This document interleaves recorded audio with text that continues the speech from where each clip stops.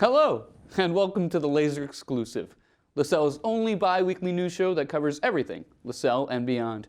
I'm Robbie Rowe, your laser in a blazer, and this is a special episode made specifically for LaSalle Symposium Day. Symposium Day is a day full of live presentations done by students, faculty, and LaSalle villagers focusing on what was learned throughout the semester and career readiness. This year's symposium was moved to be online only, and all of us here at LaSalle TV are very excited to be a part of it. We hope you are enjoying the presentation so far. There are more great ones to attend after lunch. To say this semester was interesting is an understatement. Since we are in the middle of the COVID-19 pandemic, students were allowed to come back to campus, but with many restrictions required to maintain the health of the community. Here's a brief recap. If students didn't feel comfortable living on campus, they had the option to be a commuter or to stay home and take all their classes online. Students who decided to live on campus or commute were required to wear a mask when they are in class and outside of their dorm. Every on-campus student was also required to get COVID tested twice a week and download the Co-Verified app to report their symptoms daily. At the beginning of the semester, visitors were not allowed on campus in order to keep potential spread low. However, since then, families were allowed to come visit as long as they followed the school's guidelines. Socializing with friends on campus looked very different since no one was allowed to go into each other's dorm rooms. All social events took place outside where it was easier to maintain social distancing guidelines. To understand what the semester was like from a student's perspective, Juliana DeMuro talked with some students to see how COVID-19 affected their fall semester. Thanks, Robbie. I'm Juliana DeMuro, and today I'm here with Jackie Cordero, here with Cameron Bent. How did you decide to take your classes this semester? This semester, I decided to take my classes remotely. On campus. Did you find it hard to adapt to learning online?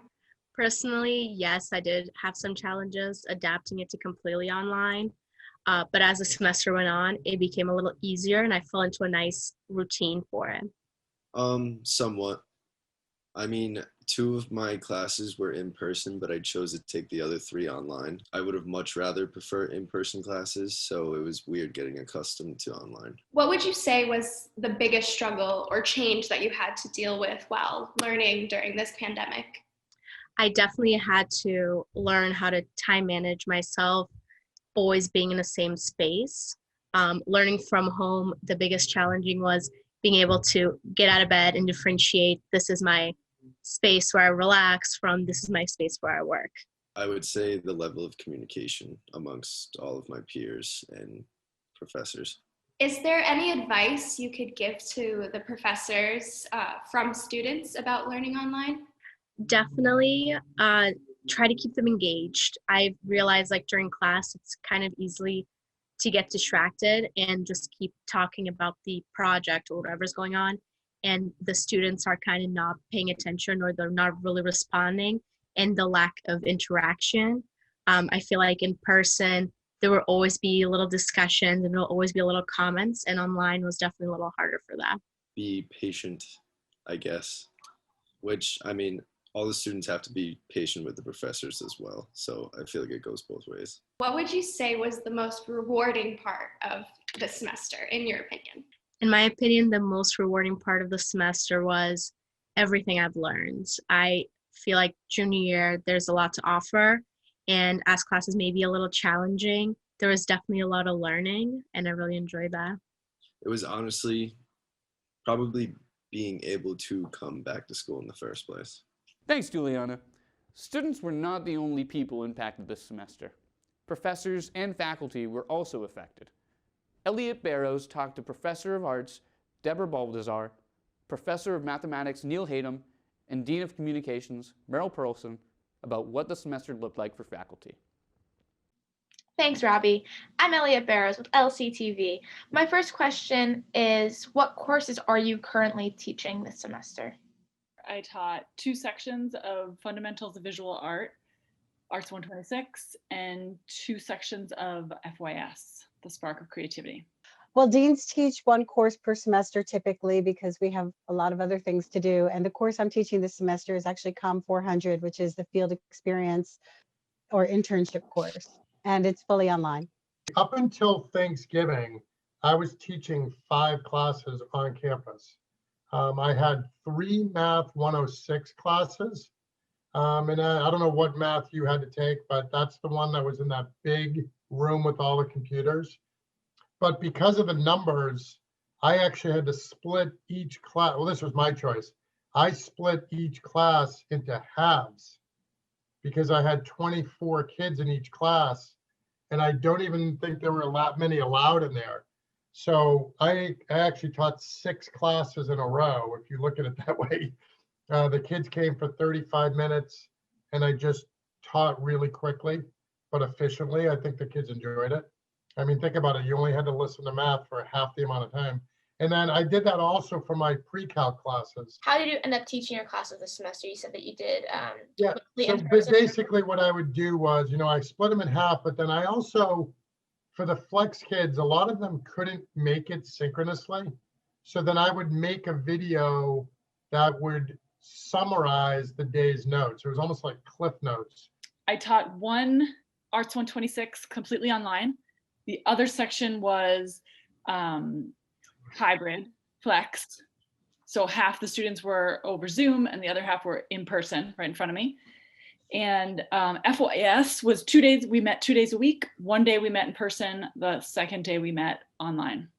So how did your teaching style this semester compare to what it was like pre-COVID? It did force me to be a little more creative and a little more efficient. Whereas before, where I could probably get away with, being a little more relaxed during class, I had to really know what I wanted each day, especially since I didn't have as much time. And then also, I did get better as an online teacher. I still have a long way to go. But I feel like now I'm much more equipped for 2021, to teach in any style that is needed. It was so light years away. It was so different. I don't even know where to begin. I guess I would say it was 2 things. It was both like terrifying and not at all the same. I missed the face-to-face, the in-person, but it was also like really good creative challenge to figure out how to reach all the students and meet everyone's needs in the most hands-on, effective way possible. Did you find that it was different interacting with your students? Yeah, no matter what, nothing replaces a smile. And so a lot of times you can't tell if a kid's smiling or if a kid is mad. Like they have similar eye expressions. Your eyes get a little smaller, because you can't figure out what's happening, you're confused, or you're really enjoying it. So to me, I still love to be in class, but not to be able to see smiles, believe it or not, made a big difference for me. And for them to see my smile a lot of times. For the way that I like to work, 100% yes, I think it was harder for me, but I think for some students, they're more comfortable online. And I found that some students who are, tend to be quieter or I don't hear from as much, I heard more from either in the Zoom meetings or in the discussions. I did a lot more with online discussions, like post your artwork and then respond to 2 peers. And then, I felt like that was a good format for some people that are quieter in a group setting, in-person group setting. So the interaction was definitely different doing it asynchronously remote than having this synchronous once a week meeting. I missed having the in-class interactions, and I think students probably didn't vent as much or share as much about their internships as they typically do when they're in person before class and things like that. Now that you have experience with teaching some online classes and Flex, is there anything that you think you would do differently in the future? I think offering Flex should be part of our, what we offer kids, because there are so many students with different situations during the semester. But at the same time, it doesn't have to always be characterized as Flex, but let's say you had to get your wisdom teeth pulled out. I should be able to have a video for you available so that you don't miss class. So it may not necessarily always have to be Flex, but there could be a way to always accommodate students that have issues on given days so that nobody ever misses a class ever again, for whatever reason, whether it's live or a videotape. So it is going to make me rethink how I deliver my material and what I put online. There's always something you're going to do differently. I can't imagine any instructor, even if your class goes beautifully one semester, it's always different every semester because your students change, the climate around you changes, and especially when you're teaching media, so much of that matters. In terms of the video production class, we are actually offering it in the spring, and we're offering it as a fully mobile production class. I'm really excited about it because we're going to have students using an app called Filmic Pro, which gives them amazing control over image making on their cell phones. Also, this semester, we had the opportunity to test out providing students with remote access to our Adobe Premiere editing tool, and that worked out really well. So we are definitely finding that we can do things we didn't anticipate being able to do, and I'm really excited to see how the video production class goes in spring. Now, kind of switching to your role as the dean. For running a department, I'm sure, is a lot of work already. How did the pandemic affect the way that you ran the department? A big deal was just a lot of the changes over the summer because of LaSalle's model of offering students to choose how they wanted to attend in fall, and the school's desire to meet the needs of students were however they were attending. And so typically registration happens in spring, and maybe over the summer you have to make a couple little changes depending on enrollments. Well, we redid the entire schedule over summer, as I'm sure you know and experienced directly. So that was a huge amount of work and certainly a change from what deans typically do. There were a lot of other issues related to just making sure that testing systems and protocols were implemented effectively for faculty on campus and staff on campus. We want to make sure the learning experience remains excellent. And so it's really about looking at the learning objectives for different classes and providing instructors what they need to be able to prepare their classes. For my last question, I have kind of looking forward towards next semester. Is there anything that students, specifically comm students, should expect? Comm students should expect more, I hope great classes, and you've seen the schedule. We are running almost everything we usually run. There's a couple of exceptions, and we've worked directly already with students to set them up to meet requirements for any classes that we weren't able to offer just because, like for example, studio production. There's no way to do studio production with 6 people in a small studio safely. So what are we doing with those students? One frustration is that we're not going to be able to do our usual comm day or School of Communication Arts Day, which is really frustrating and disappointing. But we tested out this fall having some Zoom events. We had an alumni panel already this fall. We had a couple of talks open to students on Zoom, and they worked out pretty well. So I'm hoping that we'll be able to provide more of those kinds of Zoom SOCA sort of all semester experiences for students to look forward to. I don't think there's any surprises in store. I hope not. It seems like we're on the upswing with the pandemic. That's all for me. Reporting for LCTV, I'm Ellie Barrows. Back to you, Robbie. Thanks, Ellie. Taylor Viles had the wonderful opportunity to sit down with President Michael Alexander to get his take on the semester as a whole. Taylor? Thank you, Robbie. I'm here with LaSalle's own President Alexander, who, against all odds, has brought LaSalle to just a few days short of an entire semester hybrid, which is very impressive, President Alexander. What did it take to complete this entire semester? Well, it took a team effort, that's for sure. It wasn't me.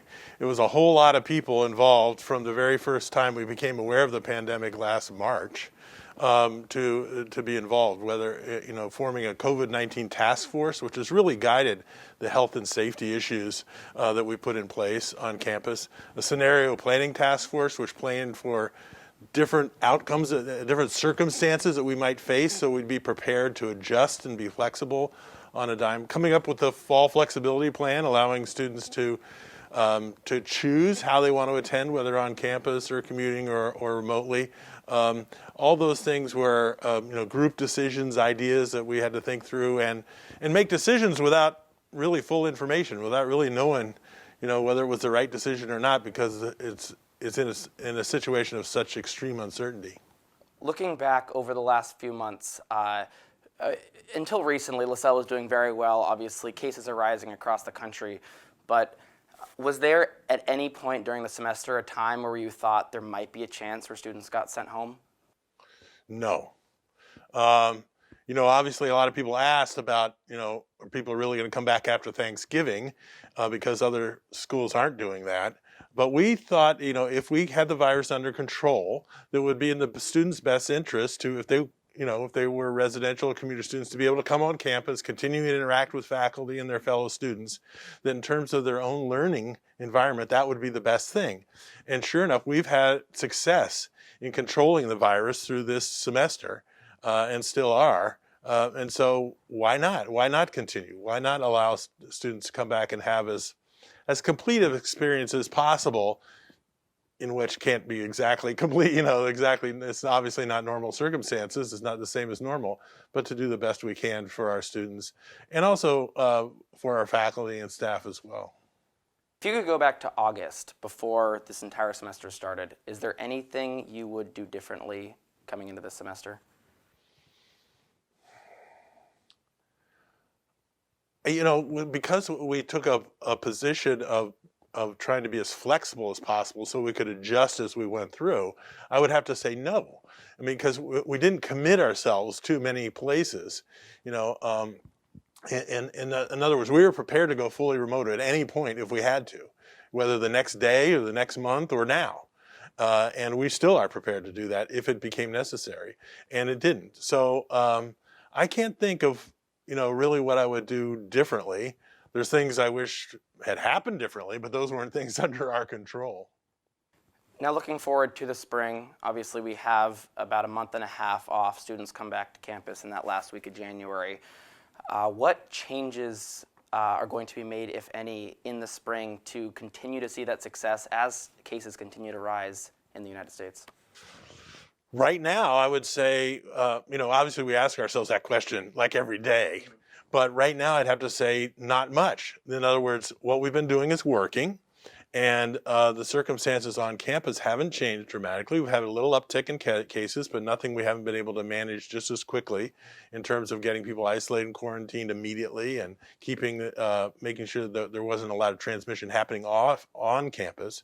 In fact, almost all the cases where people have become positive, we've been able to determine have happened all off campus, all but like 2, maybe now 3. So really, we think until there's a vaccine or therapeutic approaches that change the circumstances in the environment around us, we should keep doing what we're doing. All but 2 or 3 cases happened off campus, which is incredible. What does that say about the student body? What that says is the student body really took responsibility for not just complying with the safety protocols and getting tested when they're supposed to get tested, but making sure that their fellow students did it too. And that extends to employees and vendor employees and anybody who is on campus coming. And we do have people coming and going. It's not like we're in a bubble, because we have commuting students coming every day and back and forth. We have faculty and staff coming, not as many as usual, but still plenty. And so it really took a whole community effort, not only to go along with the program, but to make sure everybody else went along with the program. And as you know, we planned that. We even came up with the tagline, it's not just about you, it's about everybody. And I think evidence is that's worked so far. Now, it has to continue to work, right? We can't let up, we can't get complacent, we can't backslide. We've got to continue that. The second point is, we are lucky in Massachusetts that we had this amount of testing available to us. Most places in the country, they couldn't test people twice a week like we do here. But we have that opportunity available to us, and that's really part of what's allowed us to control the infection as well as we have. What's the general confidence or optimism going into next semester? How does that look within your team, within yourself? How do you feel next semester is going to go as of now? I think there's still a great deal of uncertainty, and so it's hard to predict anything. Normally this time of year, we can predict what's going to happen the rest of the year.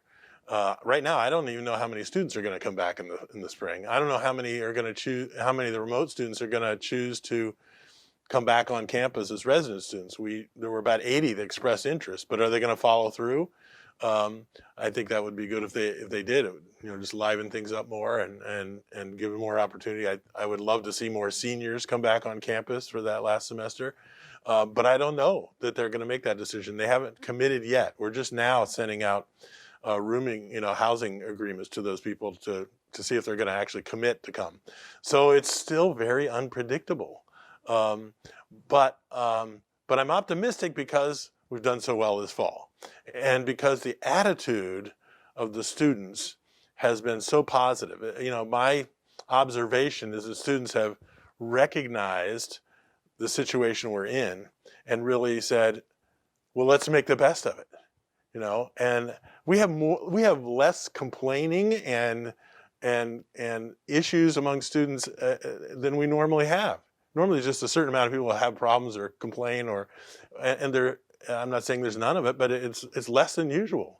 And I think that's because of the attitude that students have taken. Now that extends to faculty and staff. The faculty have done an incredible job of their preparation and getting everybody, working the same direction, adjusting as they go along, especially with those flex classes, which took a lot of adjustment right at the beginning and probably still do.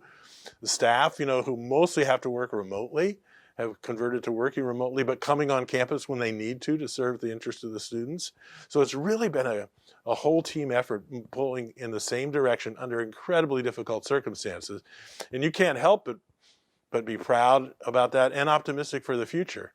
And if we can get that same attitude going even after the pandemic has passed, wow, won't that be wonderful? Well, let's hope that continues. And as a student myself, coming out of the summer, I had no idea if I was going to be here 2 weeks, a month, or even the whole semester, which it's been that. And for me to you, I just want to say thank you for making myself and all of my fellow students able to spend the semester on campus.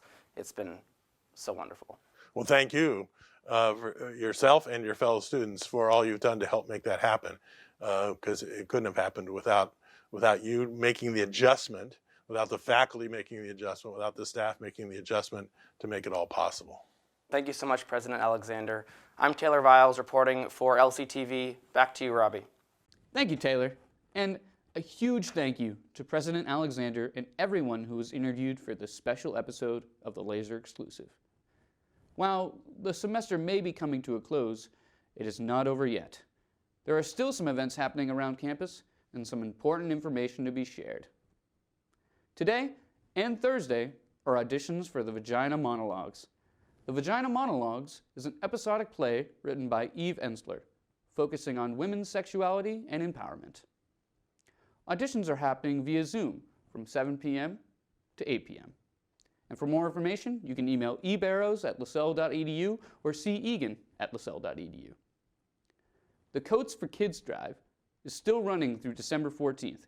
Studio 1851 is teaming up with Coats for Kids, New England's leading coat drive, to provide warm and clean coats to children in need for this winter season. If you have any unused coats taking up space in your closet, give them a new home this winter by donating to Coats for Kids. For those who are in crunch time, the library is still open. Their hours for the rest of the semester are 8:30 a.m. to midnight, Monday through Thursday, 8:30 a.m. to 5 p.m. on Fridays, noon to 5 p.m. on Saturdays, and noon to midnight on Sundays. Lastly, students are packing up for the semester and returning home. However, before you do that, make sure you are attending the final floor meetings for your residence halls if you are a resident student. Make sure you are locking your windows, unplugging your fridge, and all electronics. That is all for this episode of the Laser Exclusive. From all of us here at LCTV, have a happy and safe winter break, and good luck with your finals. I'm Robbie Rowe, and I will see you next time.